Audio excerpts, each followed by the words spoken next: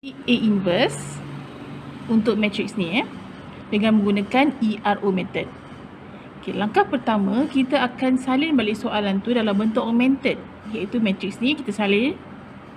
Kemudian sini adalah kita punya identity. Okay, jadi A ni kita boleh wakilkan sebagai A, ini pula sebagai identity I. Okay, apa yang kita akan buat dalam proses ni adalah kita akan tukar A ni menjadi identity. Kemudian bahagian-bahagian identity tu itu yang menjadi kita punya jawapan, iaitu A inverse. Okay, step dia kita akan tengok column by column, iaitu kita akan tengok first column, jadikan yang ni 0, kemudian yang ni 0. Seterusnya tengok second column, jadikan yang ni 0, kemudian yang ni 0. Seterusnya third column kita akan jadikan yang ni 0, yang ni 0. Last sekali baru kita akan jadikan diagonal kita 1. Baru dia akan jadi identity nanti.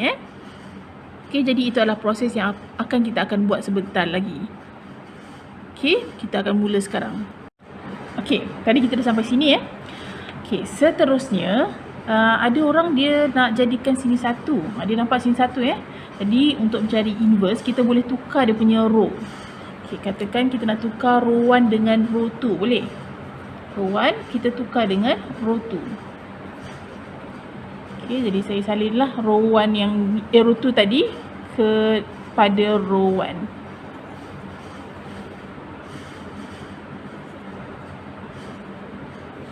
Okay, row pertama tadi kita akan tulis dekat row yang kedua sekarang, iaitu kita akan interchange dia punya row.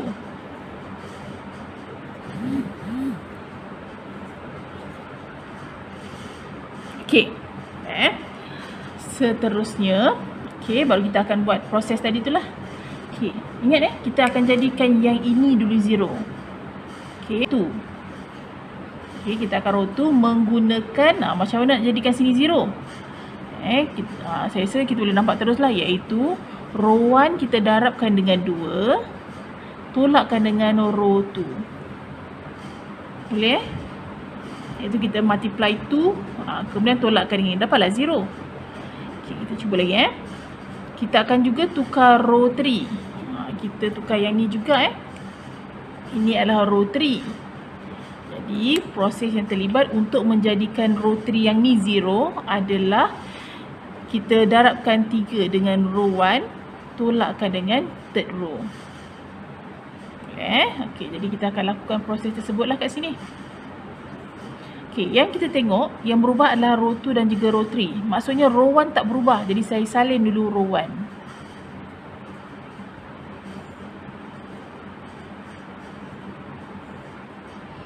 Seterusnya kita akan ubah row 2 menggunakan operasi ni. Darab 2, tolakkan dengan ni, dapat 0. Okay, seterusnya darab 2, 5 darab 2, jadi kita akan dapat 10. 10 minus 2, berapa? 8. Okay, 4 times 2, 8. Tolakkan dengan 3, dapat 5. Okay, yang ni kita multiply dapat 0. Tolakkan dengan dapat negative 1. Okay, dapat 2, 0. Okay, seterusnya row 3 pun kita akan ubah dengan cara yang samalah, iaitu setiap elemen pada row 1 tu kita darabkan dengan 3, tolakkan dengan row ketiga. Jadi kita masukkan sini darab dengan 3, dapat 3, tolak ni dapat 0. Okay, kita multiply 5 dengan 3, 15 minus 1, dapat 14. Okay, seterusnya ini darabkan dengan 4, tolakkan dengan 4 lagi, jadi kita akan dapat 8. Okay, 0 times 3, 0, tolakkan dengan 0, masih lagi 0. 1 times 3, 3, minus 0, masih lagi 3. Okay, 0 times 3, 0, minus 1, negative 1. Okay, boleh ikut setakat tu itu pendarapan dan tolak biasalah sebenarnya. Tapi sebenarnya kita boleh guna kalkulator, nanti saya tunjukkan Okay, seterusnya kita tengok second column. Yang mana kita nak jadikan 0 dulu? Ini. Okay, ini row yang keberapa? Ini adalah row yang pertama. Jadi sekarang saya nak ubah row 1. Okay, macam nak ubah? Yang ni nampak susah sikit kan? Jadi kita tak boleh buat terus untuk soalan ni. Jadi, kita tengok kita punya operasi mesti melibatkan apa yang kita nak tukar, row 1. dan juga diagonal kita. Okay, diagonal kita apa? Row 2. Okay, ingat awak tengok kolom ni, diagonal dia terletak dekat row kedua. Okay, apakah nilai bagi row 1 pada kolom kedua? 5, 8. Kemudian kita darabkan. Kita dapatlah 8 row 1. Kemudian tolakkan dengan darabkan ni pula minus 5 row 2. Okay, nanti kita akan ubah dia. Okay, seterusnya yang mana lagi kita nak jadikan 0? Yang ni kan. Ini adalah row 3. Jadi row 3 star. Sama juga dengan mesti melibatkan yang kita nak tukar row 1, row 3 sorry, dan juga row 2. Ini yang saya nak ubah. Yang ini yang kita punya diagonal. Okay, nak terbalik pun tak apa, tak ada masalah. Mesti combination of yang kita nak tukar dan juga kita punya diagonal. Okay, row 3 nilai dia 14, row 2 nilai dia 8. Kemudian kita darabkan, dapatlah 8 row 3 tolakkan dengan 14 row 2. Okay, dekat sini kita boleh kecilkan tau, iaitu kita boleh keluarkan 2. Tapi katakanlah kalau nak keluarkan negatif pun boleh. Okay, katakan kita nak keluarkan negatif 2. Okay, pun boleh sebenarnya. Okay, kalau ni kita tinggal saya buat yang positif lah 7R2 minus 4R3. Awak nak keluarkan 2 pun boleh, nak keluarkan negatif 2 pun boleh. Ikut suka. Tapi sebenarnya kita akan gunakan kalkulator untuk proses nilai. Nampak lagi senang sikit. Okay. Jadi yang berubah adalah row 1 dan juga row 3. Saya salin dulu row 2. Yang tak ubah kita salin dulu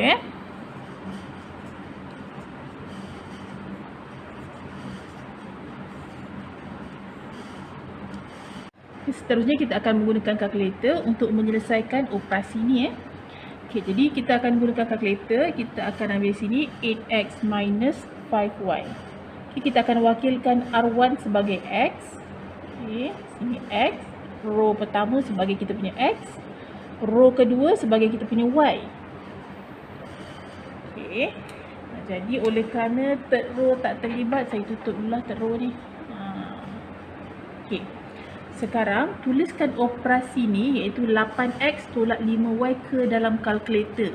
Okay, jadi untuk dapatkan x dan juga y kita akan tekan alpha nanti Okay, jadi tekan 8 alpha, nampak tak sini ada x.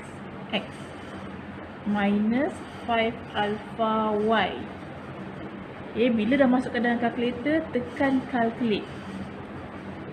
Okay, kalkulator akan tanya apakah x. Jadi kalau kita tengok x yang pertama kita sini 1. Jadi 1 equal. Kemudian dia tanya y. Y kita 0 equal. Jadi jawapan kita sama juga dengan 8. Tulis sini 8. Sekarang tekan balik calculate. Dia tanya lagi x tu berapa. Jadi tekan 5 equal. Y kita 8 equal. Okay, jadi jawapan dia 0. Okay, tekan lagi calculate. 4 equal 5 equal. Jadi jawapan dia 7. Dan calculate kolom yang seterusnya 0 equal negative 1 equal 5. Calculate 1 equal 2 equal negative 2. Calculate lagi 0 equal 0 equal equal 0 juga lah. Okay, boleh ikut okay. Seterusnya operasi yang kedua, kita akan menukar row yang ketiga. Okay, jadi macam tadi row yang ketiga kita akan tekan dalam kalkulator 7x minus 4y. Okay, x merujuk kepada row yang ketiga. Yang ini row yang kedua. Okay, saya macam salah tulis kat sini lah. Sini row 3, sini row 2. Okay, jadi sekarang ingat x menunjukkan row yang ketiga.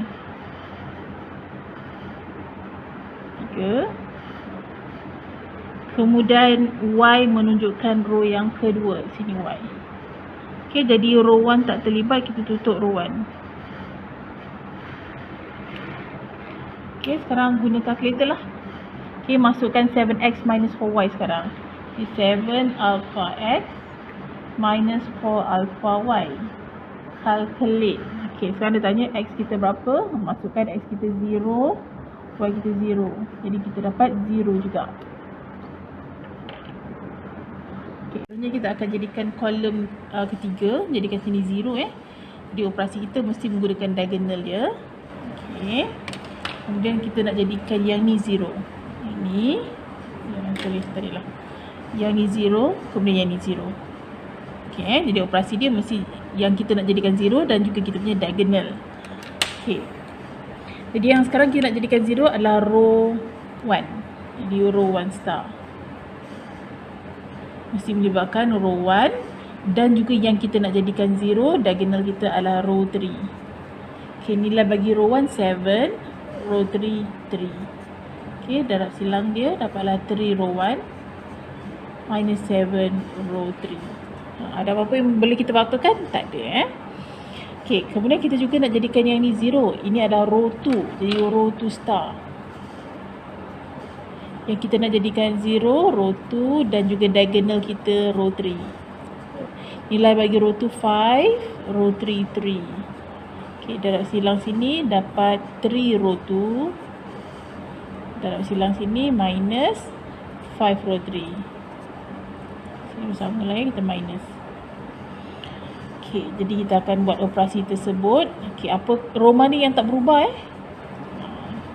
Sini yang ubah row 1 dan juga row 2 kan. Jadi yang tak ubah row 3. Kita salin balik row 3. 0 0 3 negative 7 2 4. Okay, jadi macam tadi kita gunakan calculator je lah.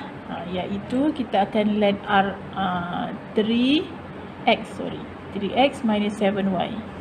Okay, x adalah row 1, y adalah row 3. Okay, masukkan dalam calculator 3x.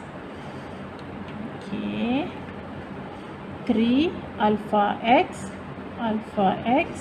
minus 7 alpha y. Calculate. Okay, x kita merujuk kepada row 1, sini x. Y kita merujuk kepada row 3. Ni y. Okay, jadi saya tutup row yang kedua lah sebab dia tak ada kaitan ni sekarang. Okay, jadi tekan calculate. Okay, sekarang x kita 8. Tengok first column 8 sekejap. Calculate 8 equal 0 equal. Jadi kita akan dapat sama juga dengan 24. Okay, ingat yang kita ubahlah row 1. Jadi sini 24. Okay, calculate kalau 0 0 0 jugalah Okay, masukkan 7 x kita 7, y kita 3. Jadi calculate 7 equal 3 equal.